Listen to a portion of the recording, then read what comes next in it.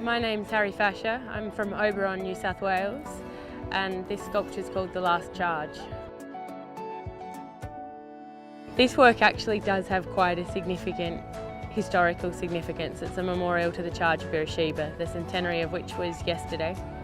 And my great uncle Alf fought at Beersheba. He rode the horses, and it was a real charge of desperation. It was unusual for the Australian light horse to battle from their horses. The sculpture depicts 8 horses in full charge, full gallop, and I wanted you to feel what it would be like to be in the place of the Turkish trenches, being confronted with 800 horses charging towards you. So there's 7 in full flight and 1 fallen horse at the back, which just illustrates the futility of war and the reality of war.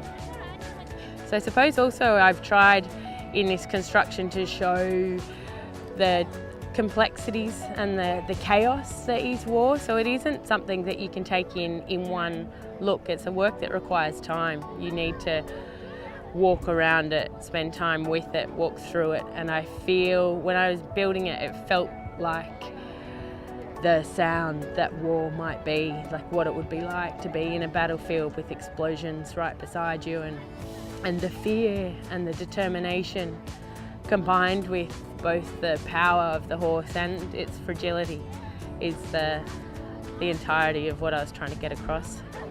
What do I want people to feel? So I suppose it would be lovely if people took home some sort of a thought about conflict and about war and how bloody useless it is, and how we're pulling each other apart as a community in the world and destroying beautiful landscapes and beautiful places and cities and communities all through battle. Like, it just seems futile. But I don't know that that is what people will take away. I think what they take away is probably more this feeling of strength and glory and fear that is combat.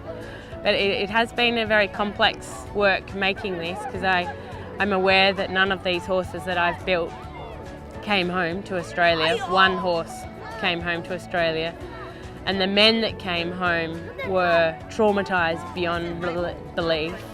And still, the men and women that go to fight for our country come back traumatised. Like, the veterans need more support.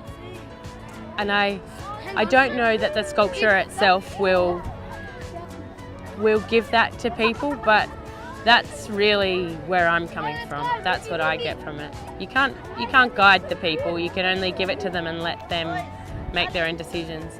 Maybe it might make them want to make art themselves, and that would be a good thing. The world can do with as many creative souls as we can give it. I was lucky enough to be a recipient of the Helen Lempriere Scholarship, which is to further my creative endeavours, further my investigation in the creative fields, which is truly an honour. It's an amazing event, you know, there's nothing like it in the world. I mean, it's unique, and that's incredible. And to be here today, it's a weekday and it's teeming with people. There's so many people here. It's incredible to have your work seen by that large an audience. And the response to this work has been huge on social media, in the press, and that's quite overwhelming. And it doesn't happen anywhere else. Like, what David Handley's created here is remarkable, bringing art to the people on such a large scale. You know, it really is madness, pure madness. He's mad.